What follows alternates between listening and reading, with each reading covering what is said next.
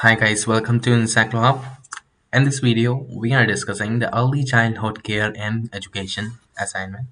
Before starting this, I want to share something. We are providing all type of answers in PDF and the handwritten form. If you need this, you can contact us on our WhatsApp number, which is showing on your screen below, which is 900 936 8238. If you need other help like admission and related any other queries, so you can also contact here that we are discussing, which is you can contact for Hindi and English medium both.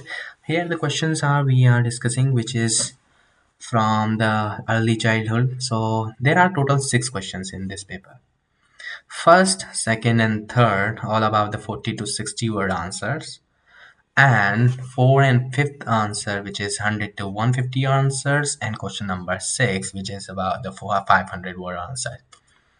By the way, we have written all the answers in the PDF and then written form. If you want these answers, you can contact us on our WhatsApp number so that we will provide all the answers accordingly. If you need other guidance, so we are here for help you. If you need other guidance, so we are here 24/7. Thank you so much for watching. We will meet you soon in the next video.